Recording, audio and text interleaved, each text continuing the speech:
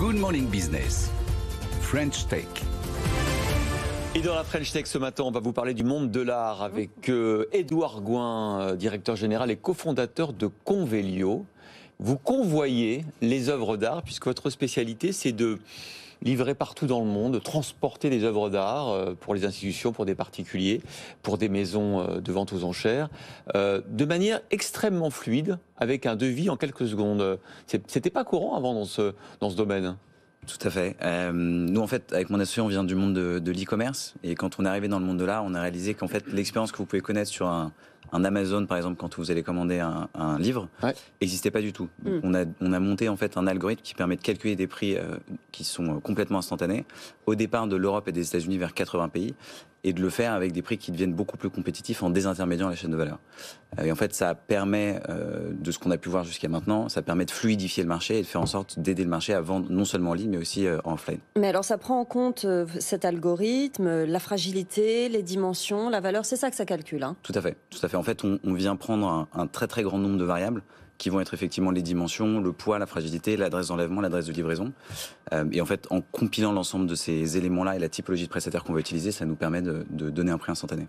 Alors, vous annoncez ce matin une levée de fonds de 30 millions d'euros. C'est beaucoup. Je crois que c'est la plus grosse levée de fonds pour un acteur spécialiste du transport dans le domaine de l'œuvre d'art. Alors ça m'interroge parce que 30 millions d'euros, c'est beaucoup d'argent. Alors vous n'êtes pas seulement un intermédiaire, vous n'êtes pas seulement une marketplace, parce que pour lever autant d'argent, c'est que vous avez sans doute d'autres activités logistiques en propre. Comment ça se passe? Expliquez-nous. On n'a pas d'actifs. En fait, on n'a pas d'actifs, mais on a effectivement internalisé une partie de la chaîne de valeur.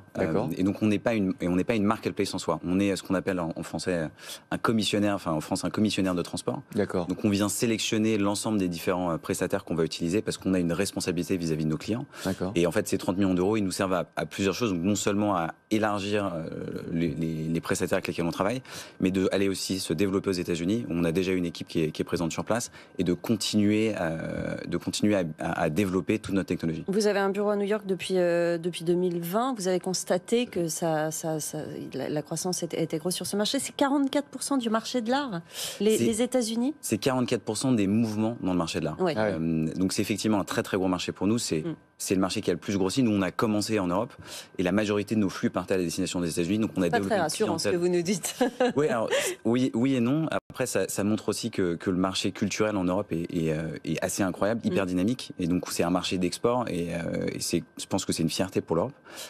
Et maintenant, en fait, nous, grâce à ça, on a développé aussi beaucoup de clientèle aux États-Unis. Et c'est en fait en suivant nos clients qu'on a développé le bureau de New York. Alors on découvre avec vous quelque chose d'assez aussi spectaculaire, enfin en tout cas moi j'ignorais, que le segment du transport des objets de grande valeur, donc non palettisés, etc., ça représente quand même 20% du marché mondial de la logistique. Un marché de la logistique, on le dit à chaque fois, donc on reçoit des acteurs de la logistique Alexandra, énorme, 1600 milliards de dollars, et potentiellement vous pourriez en capter 20%, enfin en tout cas, les objets de valeur, il n'y a pas que des objets d'art, mais c'est une part importante.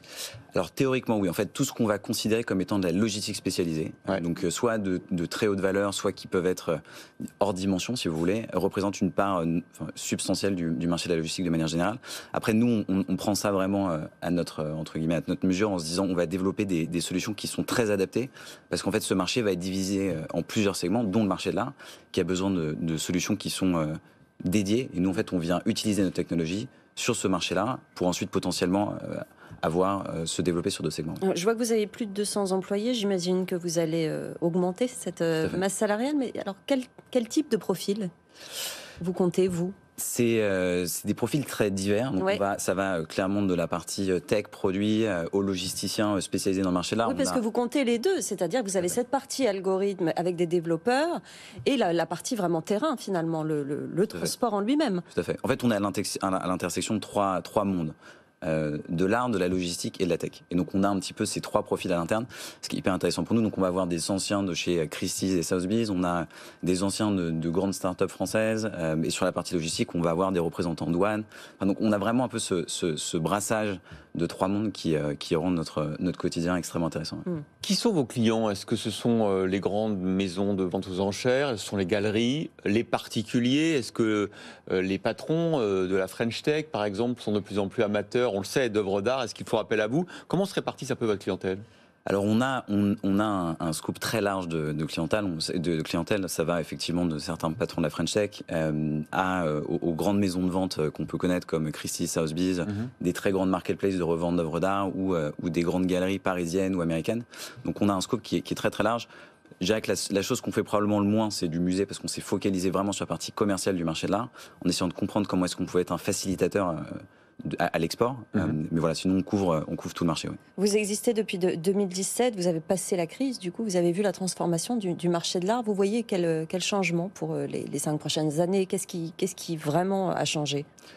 Ce qui est très intéressant, c'est que le marché de l'art, je ne vais pas dire était poussiéreux, mais a pris pas mal de temps à se digitaliser. Et en fait, le Covid a accéléré cette transformation numérique. Donc on a vu des acteurs qui, en l'espace de quelques semaines, ont dû trouver de nouvelles manières de vendre parce que les ventes live pouvaient plus se passer. Donc ils ont complètement basculé en ligne. Et en fait, on commence à voir que toutes ces initiatives qui ont été commencées au début du Covid sont vraiment en train de porter leurs fruits. Et ça a un impact énorme sur le marché, parce que ça permet du coup d'étendre le nombre de clients qui peuvent aller capter à l'étranger. Et de faire entrer peut-être des acteurs un peu plus jeunes, modernes, connectés. Tout à fait. Il y a d'autres exemples dans la French Tech de start-up et de marketplace qui sont développés, et ça c'est une très bonne chose. Voilà, Convelio, le transport des œuvres d'art, avec Édouard Gouin, directeur général et cofondateur, qui était sur notre plateau. Merci. Pour la French Tech, bravo pour en tout cas la levée de fonds de 30 millions d'euros.